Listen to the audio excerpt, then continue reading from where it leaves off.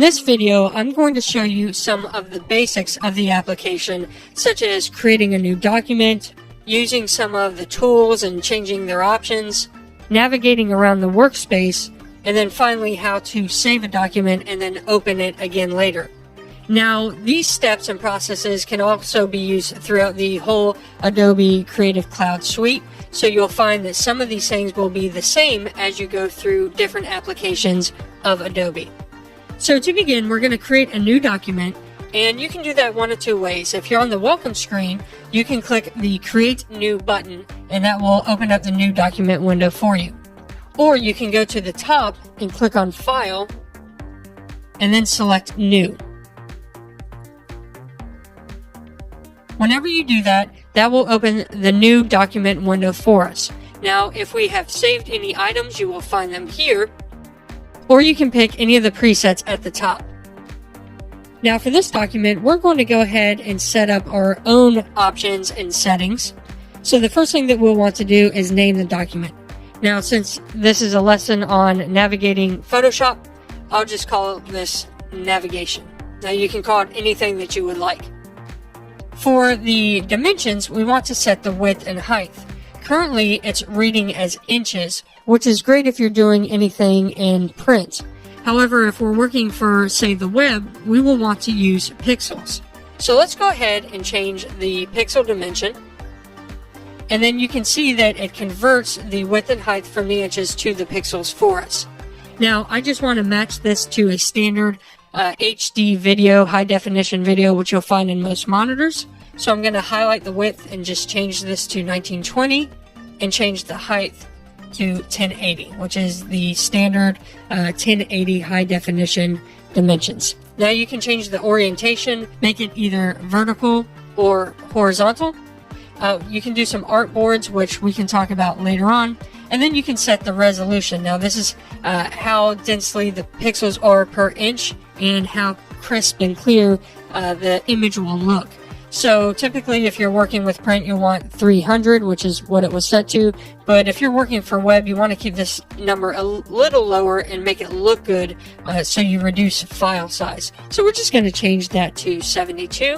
And then we'll leave the color mode to RGB and 8-bit, and then we can say how do we want the background to look. So do we want to start off with a white background? We can pick this, and actually if you drag this down, you can see there's more options. So we can have a black background, we can pick a certain color, we can have a transparent background, and we can click a custom background. Now it starts off with white. If you're used to other versions of Photoshop, you might be used to picking a transparent background, and you can select that right here. But we'll just start off with white, and then we'll hit the Create button.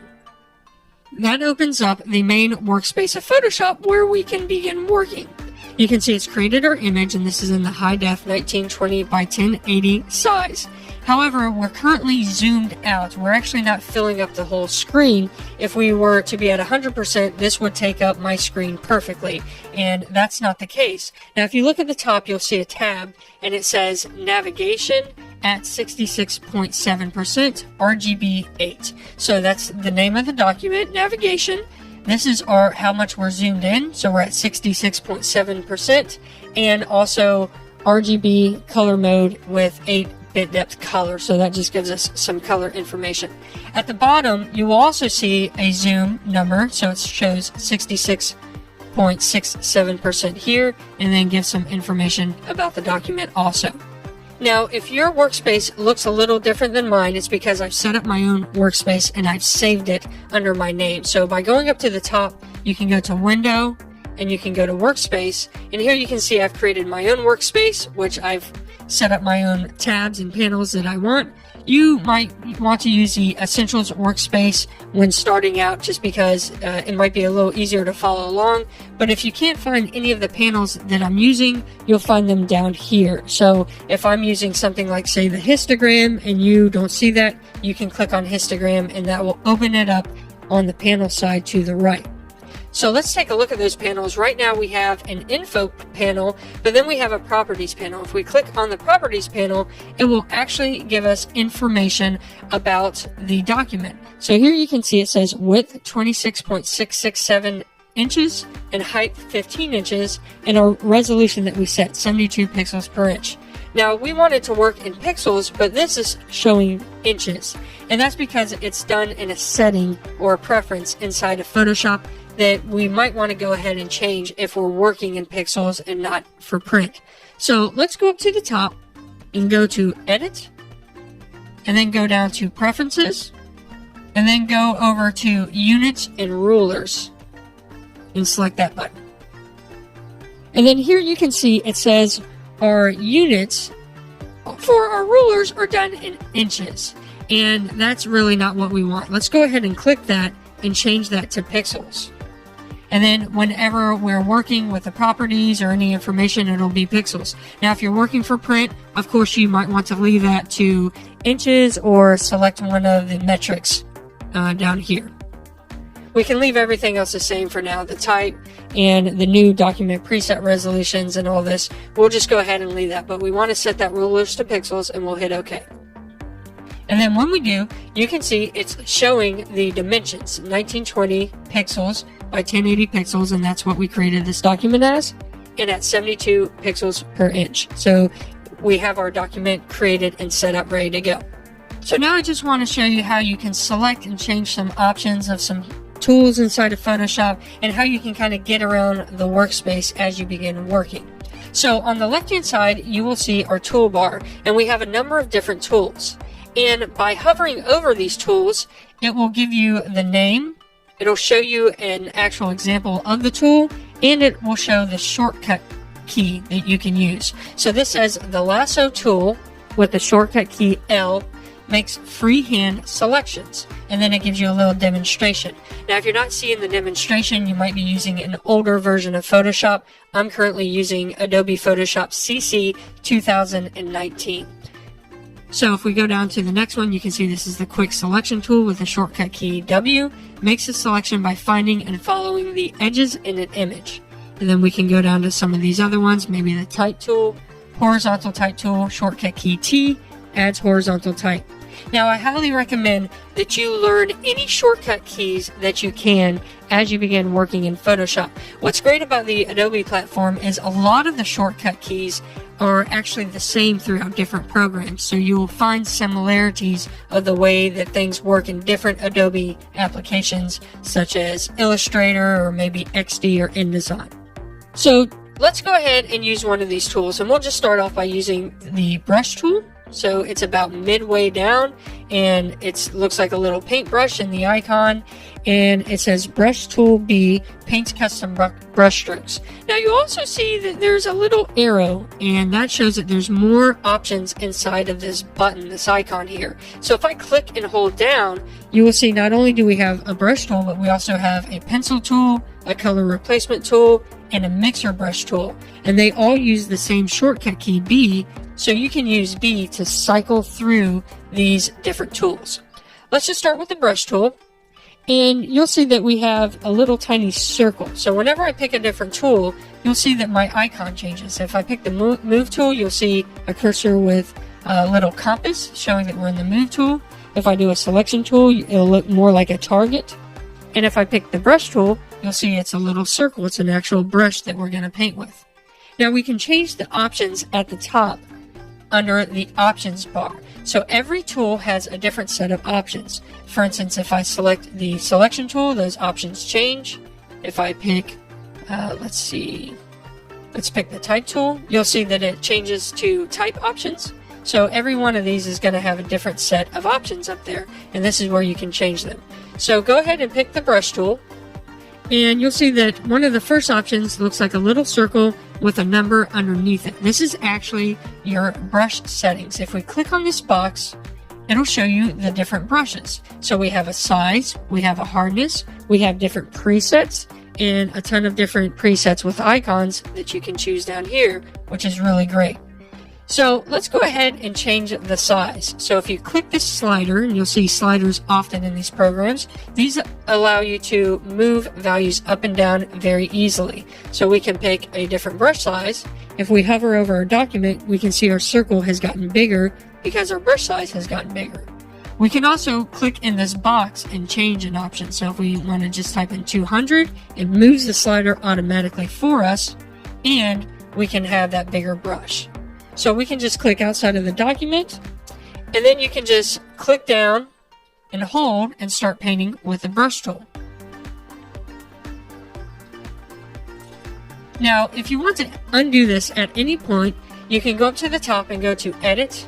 You will see that there is a Undo Brush Tool option with a shortcut key, Control-Z, or if you're using Mac OS, it would be Command-Z. So we can select that, and it will undo that for us. Now, I actually, when I selected outside of the document, it actually did a little bit of the edge right here. I don't know if you can see it's a little darker at the corner right here, and I want to undo that too. So I'm going to hit Control-Z, and it will undo that option for me. So anytime that we want to work and undo that, we can hit Control-Z or Command-Z, and it will undo that for us if we make any mistakes. So now we can go back up to the top, and we can click on our brush settings button to pull up our brushes, or we can use the panel that I set up under my document.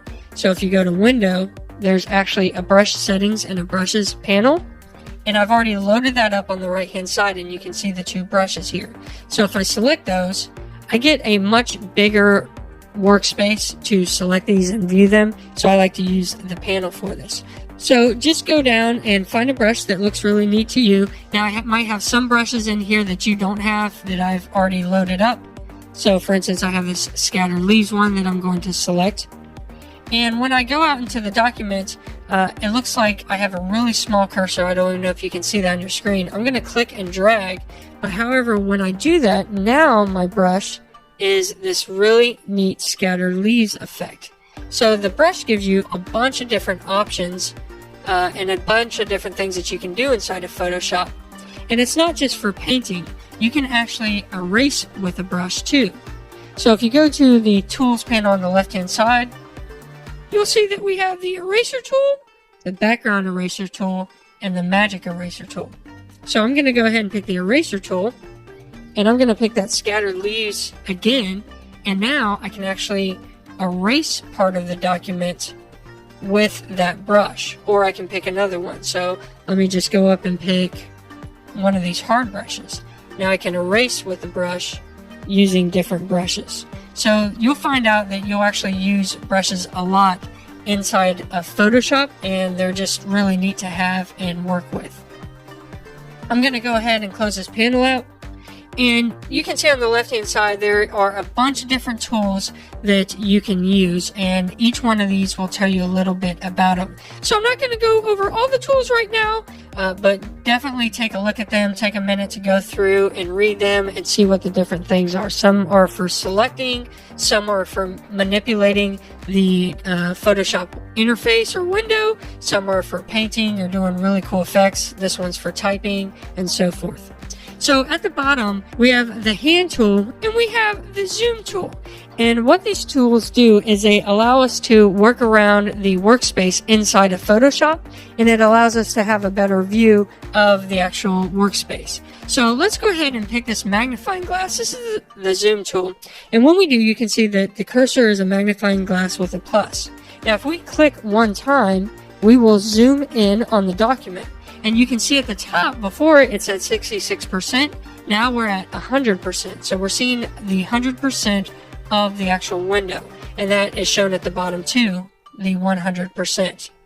But what if we need to edit over in the left-hand corner, or we want to get over there to see what the image looks like? Well, then we would use this little hand, which is called the hand tool.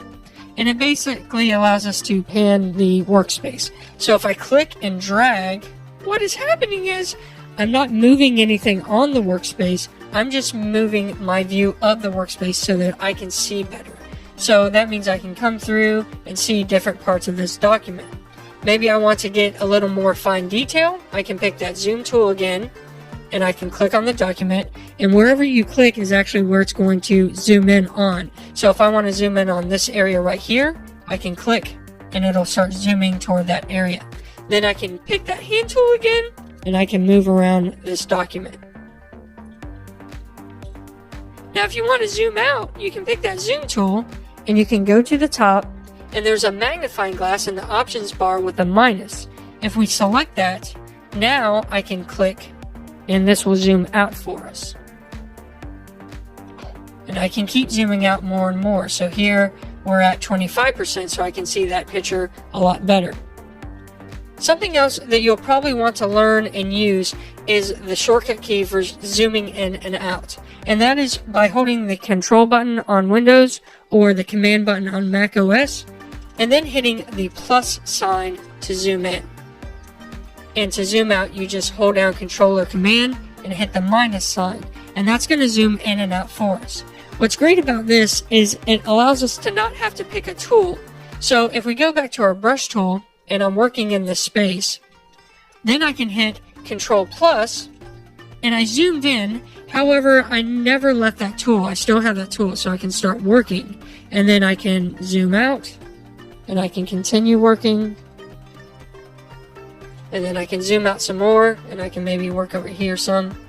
And so it allows us to keep using the tool and not have to leave that tool, so that we can zoom in and out by holding Control or Command and hitting plus to zoom in or minus to zoom out. We can also do the same thing with the hand tool by holding the space bar. So let me zoom in a couple times here, and you can see we're at 200% by looking at the tab. So we're zoomed in twice as much. Now I can use this brush tool here, and then if I hold the space bar, it turns it into the hand tool. And so that means that I can actually move around this workspace. When I let go, it goes back to my brush, and I can make some adjustments, and then hit space and use my hand and work over here and so forth. And then when I'm done and I want to zoom out and not leave the brush tool, I hit Control or Command and hit the minus sign, and that'll zoom out to 100%. Let's go back to our 66.7%. So that's how you navigate around the workspace while staying in those tools. That's using Control or Command plus, Control or Command minus, and the space bar. Learn those shortcuts now because it'll save you a lot of time instead of going over and actually picking these tools to zoom in and out. So finally, let me show you how to save and open up a document, just so you know how to do that in the future if you need to.